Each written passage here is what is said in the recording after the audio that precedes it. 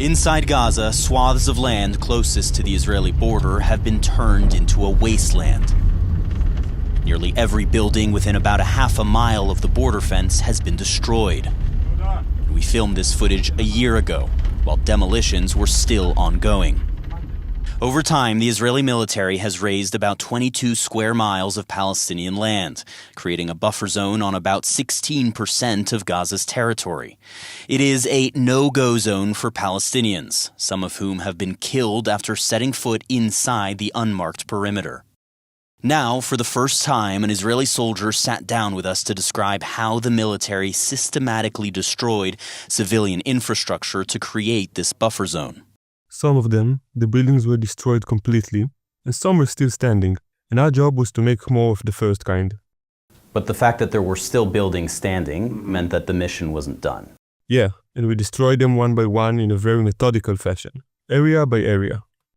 A sergeant first class in the 5th Infantry Brigade, he was called up to reserve duty on October 7th and was later deployed here, in the industrial zone of Gaza City's Shujaiya neighborhood, protecting combat engineers as they bulldozed buildings and rigged others to explode.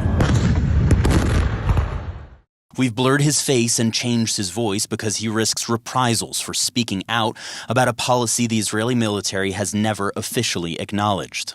Was it clear to you that this was not the actions of one commander or one unit? Definitely. I know other units were doing the same up north and then down south. I know it came from up high. What did they tell you about the mission to raise these buildings and establish this security zone? One was that as a lesson from October 7th. We're gonna have a larger buffer zone, larger than before. And the other was that on October 7th, this industrial zone was used as a launching ground. Over the course of the war, this one-time economic hub was flattened. This video, which CNN geolocated, shows the destruction of Gaza's only Coca-Cola factory. But it's not just factories. In the town of Gaza, hundreds of homes were leveled, with a clear zone of destruction spanning about 1 kilometer from the border. Residential buildings, greenhouses, sheds, factories, you name it, it needs to be flat. That's the order, a sergeant major who served in Gaza said. Except for the UNRWA school and that small water facility, the directive was nothing left. He is one of a dozen Israeli soldiers who described the demolitions and enforcement of the buffer zone to Breaking the Silence, an Israeli watchdog group that verifies and publishes soldiers' testimonials. Some also described how the buffer zone has been turned into a kill zone for Palestinians. A sergeant first class in the Armored Corps described the rules of engagement. Adult male, kill, shoot to kill. For women and children, shoot to drive away.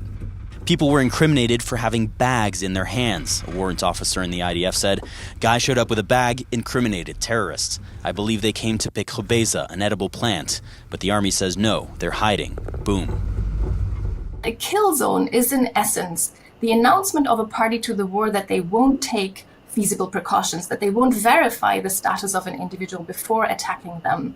And that definitely violates international law. Is this kind of widespread destruction of civilian property to create a buffer zone legal under international law? It needs to be a legitimate military objective and operational objective, and the only way to achieve it would be to destroy the civilian property. And at that scale, that's simply not quite plausible. If there's no military necessity, then that fulfills the criteria for a war crime. The Israeli military did not respond to CNN's request for comment. More than 6,200 Palestinian buildings have been damaged or destroyed within 1 kilometer of the Gaza border, according to satellite analysis, including here in Al Bureij, where homes and acres of farmland were destroyed. For 40 years, Abdulaziz al-Nabahin grew olives, oranges, and guavas on that land. But that has all been ripped away from him. When they announced the 40-day truce, we went back. We found the house destroyed. The trees were bulldozed. But he has lost so much more. Abdulaziz says his son Mahmoud went to collect firewood near their home when he was shelled by an Israeli tank and killed. The Israeli military did not respond to CNN's requests for comment.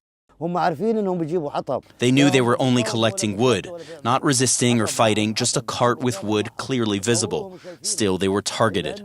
The Israelis did this intentionally.